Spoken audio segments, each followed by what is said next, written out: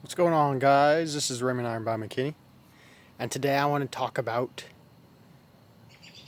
energy is. Just touching on energy is, or God is, or um, everything is. Everything's energy. And,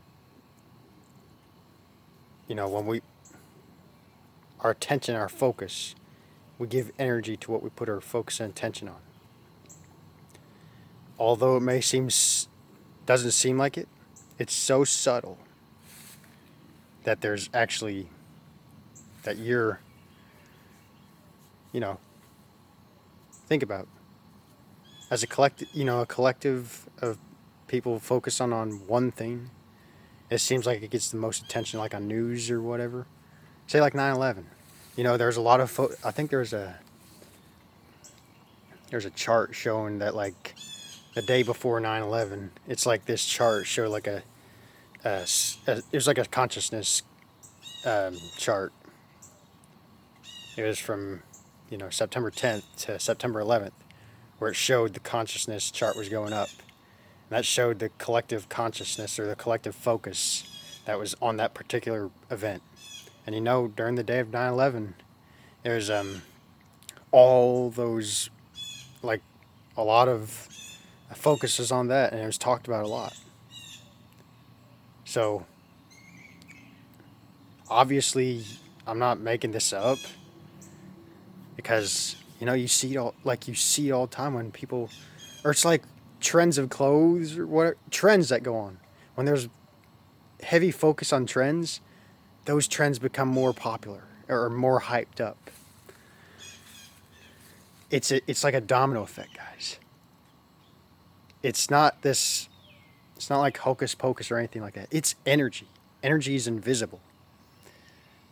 I see, when I say God or whatever, I just see it as pure energy, as just like being transferred, never created or destroyed. And we give energy to what we put our attention on. That amplifies. And when something doesn't become when another thing becomes popular, that thing starts to die out.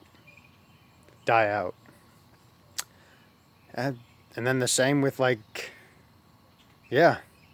just things like that. So, and it's based on our inner dominant assumptions. Our collective assumptions mold our external reality. And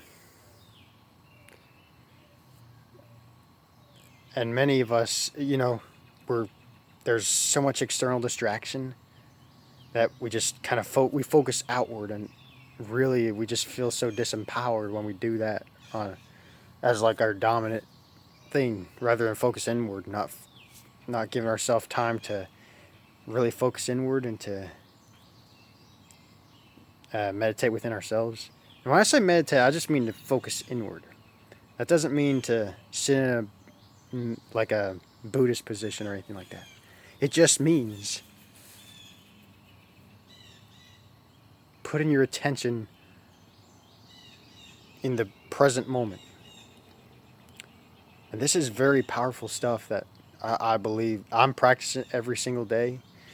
And I'm not saying to be present.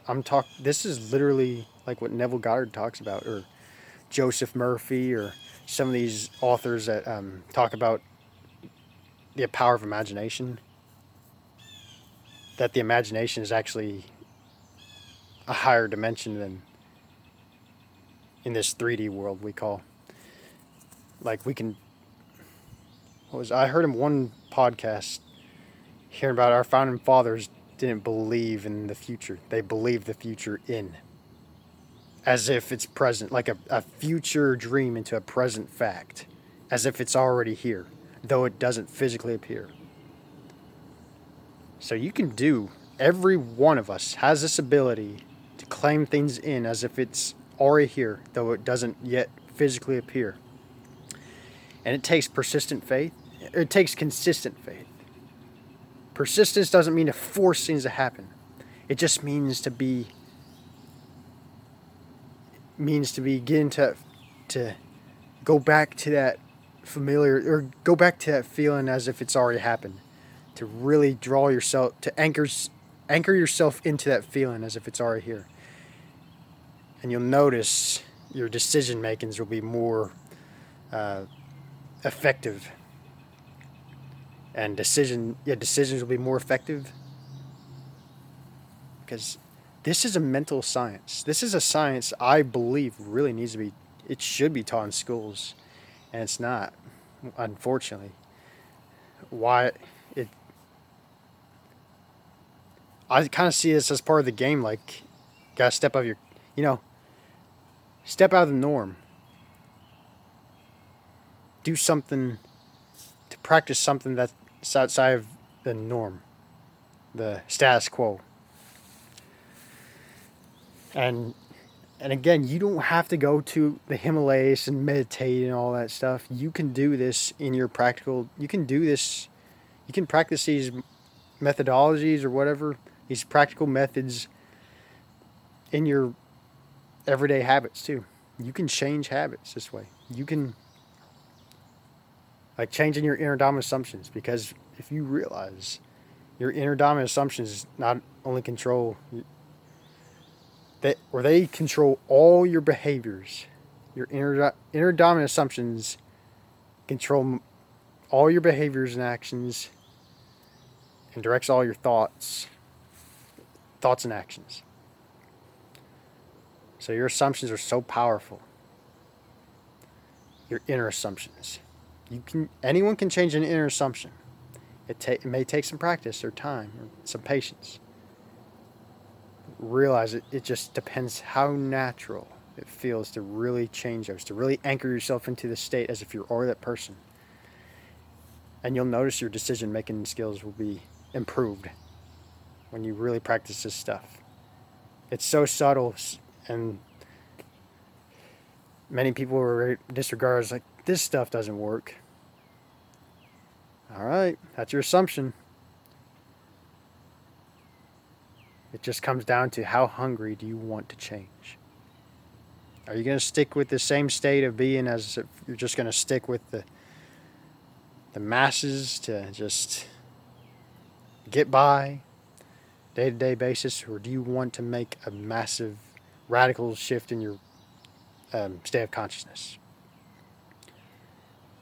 that improves your and directs all your thoughts and actions? This is really this is super powerful stuff that's very misunderstood.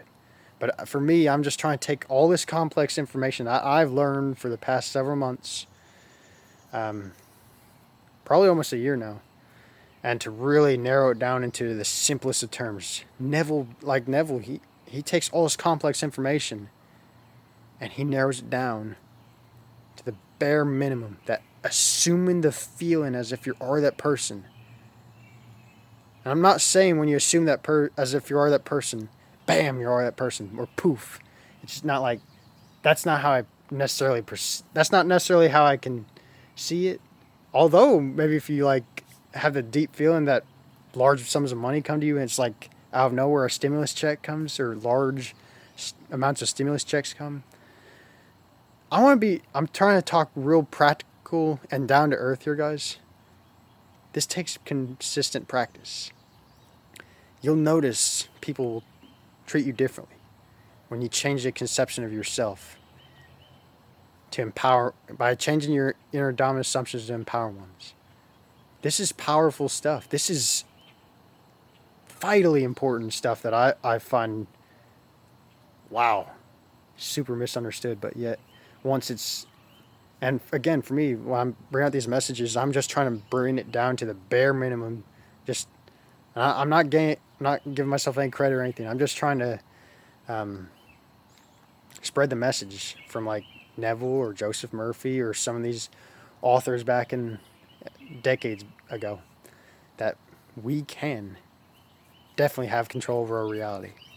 No matter the external circumstances, whatever. Our imagination is that powerful, guys. If we practice using our imagination effectively, and in a way that we're already that person, to live that person, to live in that mindset as if we're always that person. Not delusionally, but just subtly. You can still live your life and be around with friends, family, whatever. You can still use us in conjunction with your other daily activities. So I hope this video helps, because I really want to get this message out here to show people that you don't have to be this special person, that we're all interconnected. Though we appear separate from each other, though some people say, well, this guy's genetically gifted. Guys, it's practice. It's consistent practice in anything. This is real stuff. We can practically use this. This is science. This is science, backed up by faith. Backed up by consistent faith. So how hungry do you want to change? How hungry are you to make a change in your life? It starts with changing the way you see yourself in relation to the world. And the world conforms to that image. The world is your mirror, guys. It's a relative mirror. Simple as that. So I bless you all and happy manifesting.